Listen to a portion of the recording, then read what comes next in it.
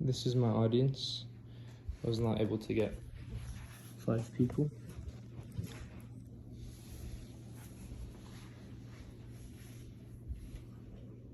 Hello all. Thank you for giving me the opportunity to educate you on an issue that has not gotten the attention it deserves. Urban gun violence. While gun violence in general is a somewhat talked about subject on media platforms, the urban aspect of gun violence has gotten no shine. An issue that on a daily basis causes 90 deaths and 200 injuries according to an article published by Boston University. We have seemingly become blind to these issues as they take away more lives than so many other problems.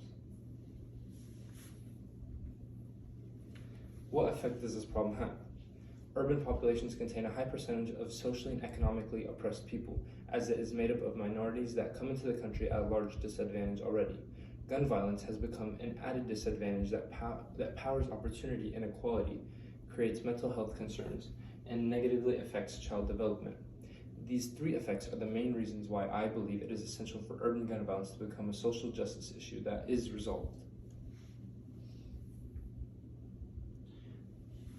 In this image from the CDC, you can see that 80% of homicide deaths are from urban areas, even though they are not close to 80% of the entire population of the US.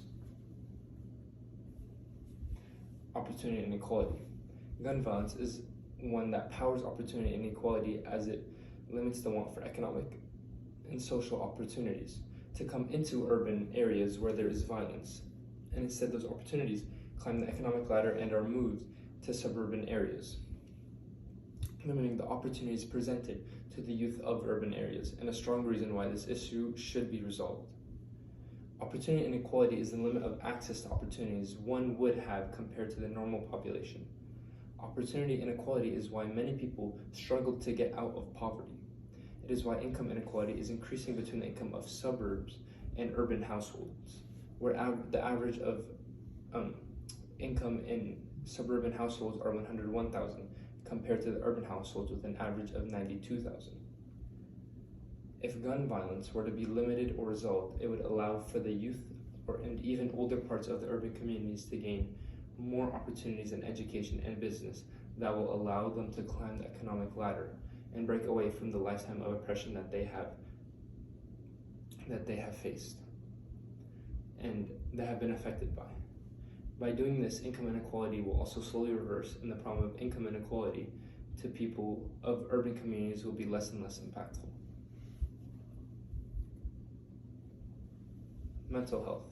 According to the National Institute of Mental Health, nearly 1 in 5 US adults live with mental illness. That which is 52.9 million of the population in 2020. Mental health is a serious problem that leads to all kinds of negative effects on a community. Gun violence has been proven to be a cause of mental health problems, as the listening session attendees recognize that until child and youth exposure to violence is eliminated, childhood mental health problems will likely continue to grow. The group noted that they are witnessing dramatic growth in the number of children and youth with mental illness problems. These traumatic events that children have to experience of a loved one being killed are causes of mental illnesses. Depression, anxiety, and other mental illness issues have arisen in the youth, affecting the rest of their lives due to being trapped in a community of gun violence that they must experience on a constant basis. High volumes of crime and suicide have been caused from this. Urban area gun violence needs to be given more attention as a social justice issue so that it can be resolved. In this chart, you can see the ambulatory visits of urban population compared to rural adjacent and rural non-adjacent population, showing how much more people are affected in these urban communities.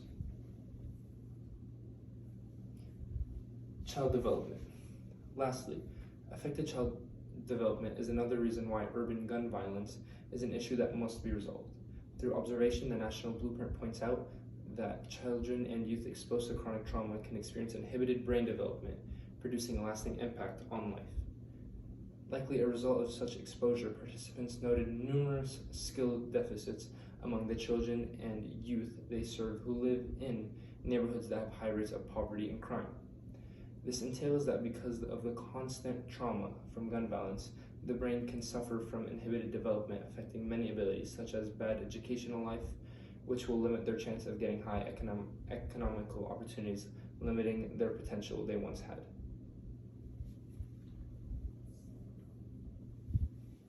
There has become a resistance to this change, as a lot of people don't believe that this issue is resolvable. They believe that putting their efforts and attention onto other problems is a better use of their time, while I do not believe this is true. As if you look at other examples of other countries who have faced gun violence in the past, an example, Australia shows that they faced major gun violence in the 1990s until they decided to roll out a program where they would pay citizens money in order to take their guns, which would then be destroyed, leading to firearm suicides dropping from 0.8 per 100,000 people in 2006 from 2.2 in 1995, while firearm homicide drops from 0.15 per 100,000 people in 2006 from 0.30 to 0.37 in 1995. And in Japan, they implemented strict laws on obtaining firearms, which includes attending all-day classes, passing a written test, and achieving at least a 95% accuracy during a shooting range test, such as other rigorous background checks to make sure that guns get in the right hands and people with malicious intents and negative intents don't get guns. If other countries can find solutions, so can the United States. A solution would be adapting techniques from other countries, such as Japan and Australia, where we could place rigorous steps to the process of attaining a gun, which will likely take firearms out of the hands of people who want to create malicious acts and have unstable minds. Reducing the need for firearms in this country will limit the count of gun violence and events that occur, limiting lives. In this chart, you can see the rates of fire homicides per 100,000 population, where the US is in the lead by a lot and Japan is at the bottom. Japan implemented these rigorous steps into decreasing these deaths, and if the US followed in their steps, we could see similar results. In conclusion, it is clear that urban gun violence is an important social justice issue that should be given attention to, as it causes opportunity inequality, creates mental health concerns, and affects child development. We can easily combat the problem of gun violence through adapting other countries' solutions, such as gun violence, such as rigorous background checks.